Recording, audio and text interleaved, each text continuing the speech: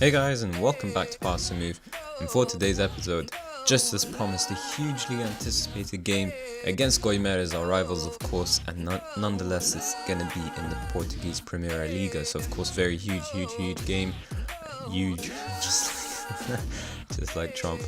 But yeah, no, it really is a big game, and of course Ferreira and Porto have both played their games in hand here, as you can see. Ferreira jumping ahead of us. Surprisingly, they are playing quite well in the league, not doing too poorly. They've lost twice less than us, but their draws have cost them a little bit more than they have costed us. But of course we can make amends here. If we do win, we climb up 3 points again, and it should mean that we are second once more. Benfica and Sporting are struggling a little bit, but they are not too far behind. Benfica are the team who have played their game in hand but have slipped into the Europa League spots, and if we don't win the title this year, the least that we want to do is actually end in second, so we're straight into the Champions League group stages, and we don't have to go through the trouble that we went through last year, where we were beating Tottenham quite comfortably and they came around in the second leg and absolutely destroyed us. So we want to try and avoid that situation and save it for the future games in the Champions League, where we've already met expectations and whatnot. But anyways, yeah, we can start talking about what happened since the last episode, I guess. I think you've already noticed our top goal scorers are both our strikers, so it's really good to see not just one of them, but both of them hit double digits. And of course, in the Primeira Liga season, we've got 17 games, is the halfway mark, because that is 18 teams. And that means... But yeah, we only played 34 games, we played 18, so we're just about past the halfway mark, so it's good to see both our strikers managing to get double-digit goals. Danilo highest average rating, Martins again leading with the assists. I think it's quite similar to last year. Julian Fernandez on with the best pass completion, that's good to see as well. Danilo, as always, leading the most player of the match awards, but also leading the most red cards with 4 red cards, huge numbers there. But yeah, in terms of what happened, we did show you that game against Moreirense, and we've managed to bounce back after that. Wasn't so much a bounce back, of course, it was just a draw, and it was a draw away from home nonetheless, but it was quite costly, of course, with Porto now, I think, 8 points ahead with us having a game in hand. So if we do win, then it's 5 points ahead, and a draw would have meant that, we missed out on 2 points. But anyways, against Sporting, a very convincing 3-0 win. Perfect for me, to be honest. It was very pleasing to see. And Reniel was on the, scoring a brace, and Miguel Rosa wrapping things up quite nicely first there in the 86th minute. Just completely put Sporting out of the competition. That win, moved us up to second, and loss meant that Sporting were, what I meant was that if we lost, that would have meant that Sporting were level with us on points. So it's just good to see us not only destroy a team, but just push them further down and really not give them any chance of catching up to us. Reniel also scored a beauty out of his two goals. It was just a beautiful out of the box goal, and it was just like I mentioned, really good to just put Sporting back in their place, keep them in the Europa League spots. We don't want to be there, we want to be in the Champions League spots, if not winning the title. Ferreira, of course, as you guys already noticed, are as well really breathing down on our necks, and that was no different then, and it's no different now. Against Chavez though, disappointing 2-1 loss, and it looks like that loss and that draw against Moreirense are the results that have costed us the gap that Porto have created between ourselves. Our only goal was an own goal, so that kind of sums up our performance, and we needed to keep up the pressure before playing that game, so it's not good to see us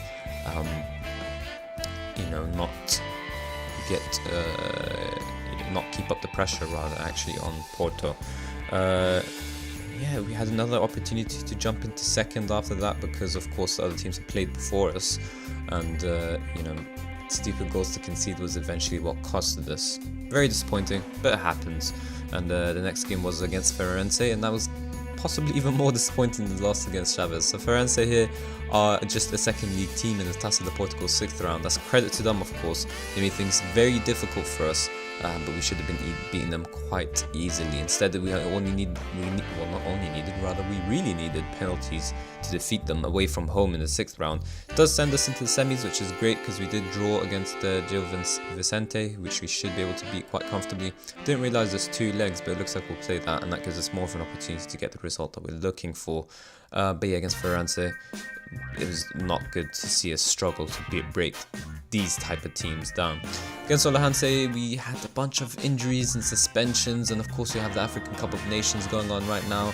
But we did need the win because our last Premier League game was lost against Chavez, and it was just good to bounce back up and go back into second again, despite everything that was going on. And it was Reniel who did save us once again in Hassan's absence, who's with Egypt, of course, in the AFCON competition. And yeah, I think, even Gil Vicente should be beating them more comfortably than we did manage against Firenze, so hopefully we can do that as well. There's also the very disappointing news that Marafona is out for 2 months. Now, Moreira, of course, is a very capable backup, and quite possibly after a couple of games he should, lead Marafona in terms of how well he is as a keeper. But right now he's a good player for most Premier League sides, and he still has a bit more potential to fulfill, and maybe now's the time to do that. And if he does that, he will become the first choice keeper in comparison to Marafona, so hopefully Moreira can do that. But yeah, just to miss out on your main goalkeeper for 2 months is possibly going to cost us with such a going into some really key time. The transfer window is almost shut as well. We haven't done any serious business, but maybe we can consider bringing in someone on loan for a short while. We'll see. We'll check it out. But anyways, let's finally show you today's game. That's really what we're all here for, and hopefully we will have some more highlights to show you. But just to give you a little update, Fonte injured as well. just a little bit of a virus, not feeling too good. Hassan, Pierre, and Emmanuel, all with their separate countries in AFCONs, Cameroon and Ghana and Egypt. It's really good to see our players represent their teams on international level in an international tournament nonetheless, not just messing about for friendlies.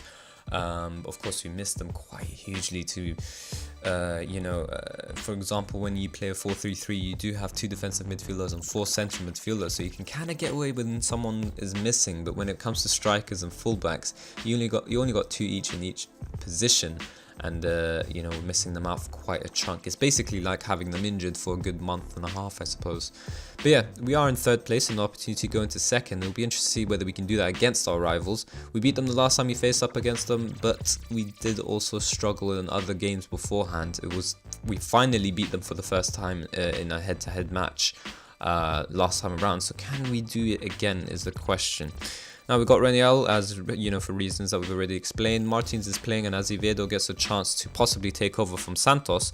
Be interested to see whether he does that in this huge game here today. Joka as well, because Fonte is out with the virus. Danilo's playing. He's basically a first choice, and the same can be said about Fernandez. Jubal, George, Juancar, and Paulino are all first team defenders as well, so I expect a much better performance than the one against Chavez, where we saw our team concede silly goals. Moreira, of course, already mentioned as well, he's going to have to play all games now and not just cup competition. So they're playing in a similar 4-3-3 formation. It'll be interesting to see which 4-3-3 comes out on top.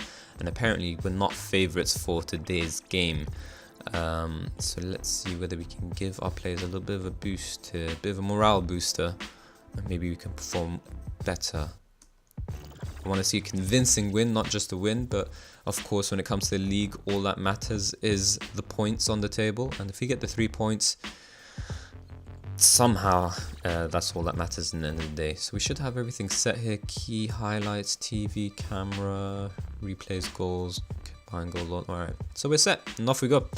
A couple of players have their chance to really stamp the authority on this game as well, prove that they want to be a first team, and prove that they belong in this first team. And of course that namely goes to Joka and Azevedo. Raniel, of course, as well. I think he's quite proven himself quite decently, to be honest. I don't think he has too much to prove. He's just unlucky that Hassan's a little bit better than him. But of course, if he continues to perform quite well, there's no reason at all why he can't slowly overtake Hassan in becoming the club's first choice striker this season. It could even happen this season. Raniel's a player with potential. Hassan's already fulfilled that potential of his, and Raniel can take that one step further. Danilo, though, performing quite well so far in this game. What's he going to do here? Is he going to take a stupid shot? Of course he was, instead of trying to find his teammates, or possibly even his advanced playmaker, who could put in probably a more dangerous ball. But anyways, Fabio Martins has a chance to do that now, and can he? Instead, he gets a second chance to do that. Will this ball be better? Instead, he's going to take a long-range shot. How's it going to end? Not too bad, I suppose. But again, some of these players make some strange decisions like that. where they have opportunities to maybe make the pass, but instead, I guess it all comes down to decision making. They're not top players, so they don't have necessarily top decision making, and it'll take some doing. And what a through ball that would have been. For some reason, Paulino didn't even go with his man. But yeah, I mean, you can kind of expect that when you play a false 9 and 2 inside forwards, they do tend to take long range shots. The ball winning midfielder as well, because he tends to be free from midfield. Jocko not so much, because he's advanced playmaker. He kind of gets marked out of games quite often, and so he has to use his space quite well. But yeah, with inside forwards, they're always going to take stupid shots, and I wouldn't be surprised if you see this highlight end the same way. But sometimes they score bangers, so we'll be, if that happens, it'll be perfect. Moving the ball quite well here, and Fabio Martins does score the banger that we were looking for. There you go, 1-0 against our rivals at home. It's perfect to see. Quite a bit of the stand is full up, at least the bottom bits. The higher bits maybe could do with some more filling, but we're definitely up in terms of attendees, and that's what we need. What a shot from Fabio Martins.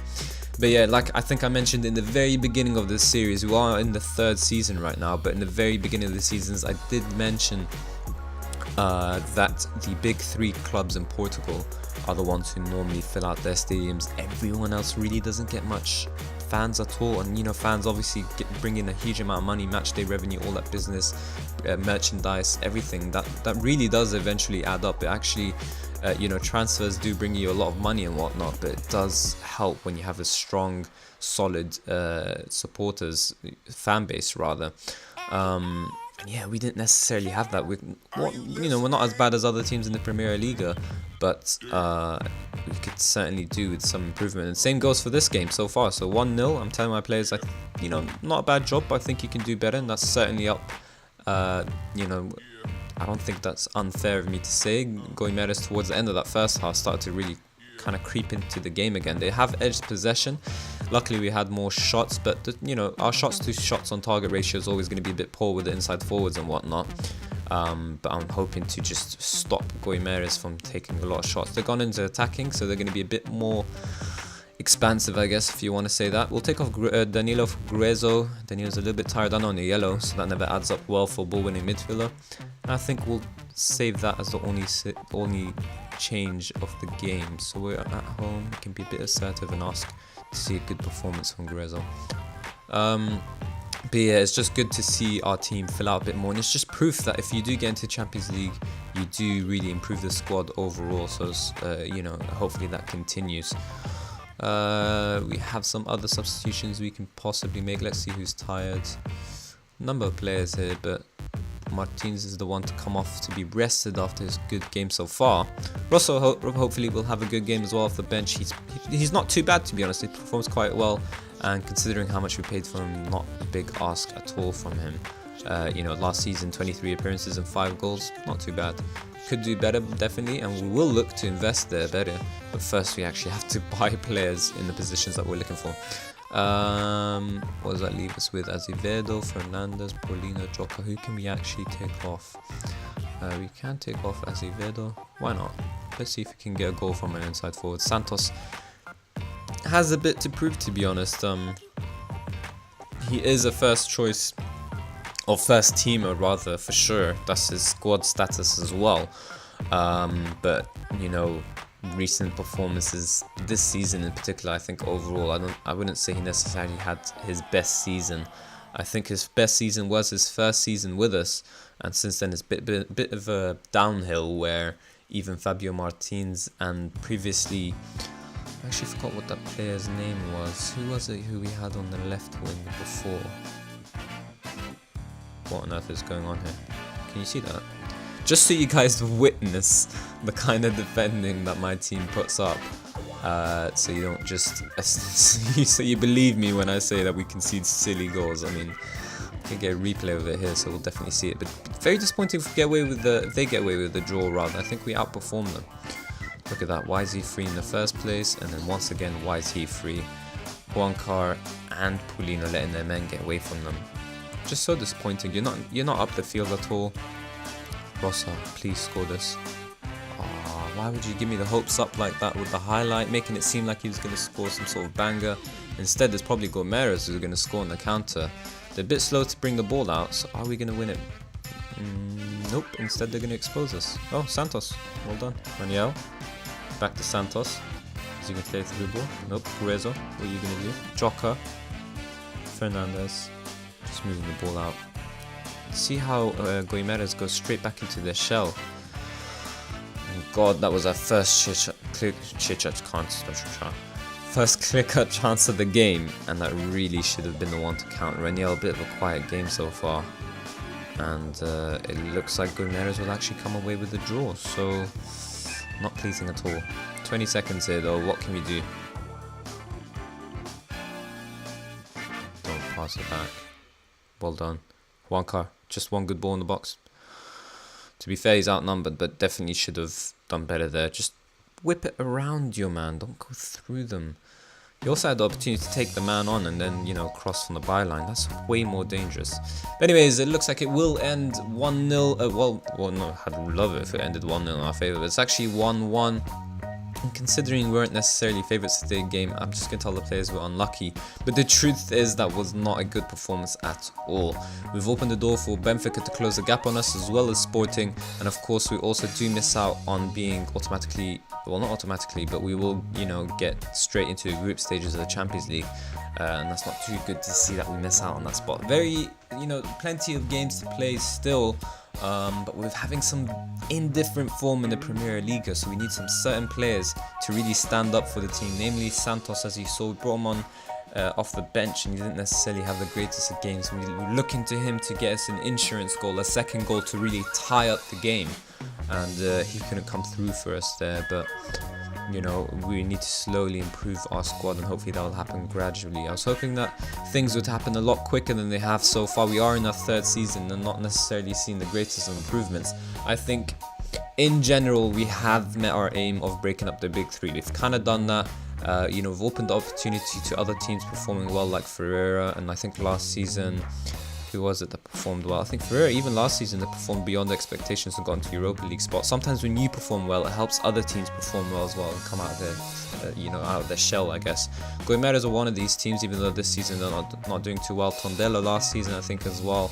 And as you can see here, they're kind of battling relegation, so it's just a huge difference. Martima at one point. So, you know, when things break out of the standards, suddenly the team becomes mixed. The league rather becomes a huge mix-up. So we kind of have done that. We kind of met our aim in that sense, but our bigger aim was, of course, at least winning the Premier League and then eventually building on that to win the Champions League as well. The whole point was that this is a long-term save, but if we do see the team stagnate or even go backwards, we might consider just, you know, creating a new career mode with a different team and doing something more exciting. Our main issue is finances. If we had all the funding in the world possible, or not even all the funding, just a decent amount of money. I mean, when you've got 9 million in the bank, you can't really spend too much, and you've got even less available to you in terms of the transfer budget. I got 5 million, and do I really want to spend 5 million and only keep 4 million with me in the bank when I know the club are going to go in debt if I do so?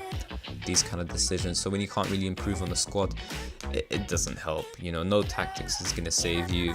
Tactics to a degree can do a job, but really it's about bringing in better players, and unfortunately so far we haven't been able to do that. So I think 3 seasons is a good mark. If we end the season really well and we feel like we can build on that, then we'll continue continue playing with Braga and continue with this series. But if we do feel like, you know, that's it, stagnated, or we've even gone backwards, then it would make a little bit more sense to try a different team, try and see whether you can make a mark somewhere else. If you do have suggestions, then please do, of course, leave it in the comment section. But for now, we're sticking with Braga and seeing what we can do. In terms of when we'll be back, I think it's like always 5 games time. That should be the Europa League second knockout round. Hopefully by then we already have the result tied up, but we do still have to perform first. We've got Martimo there, that's 1, Benfica 2, 3 Krasnodar, 4 Tondela, and the 5th game against Krasnodar against in the second knockout. Well, first knockout round, second leg. But yeah, I think that will be all for today's episode. So of course, if you did enjoy it, then please do hit the like button and subscribe for more Daily Football Manager 2017 content. And as always, guys, thank you all very much for watching.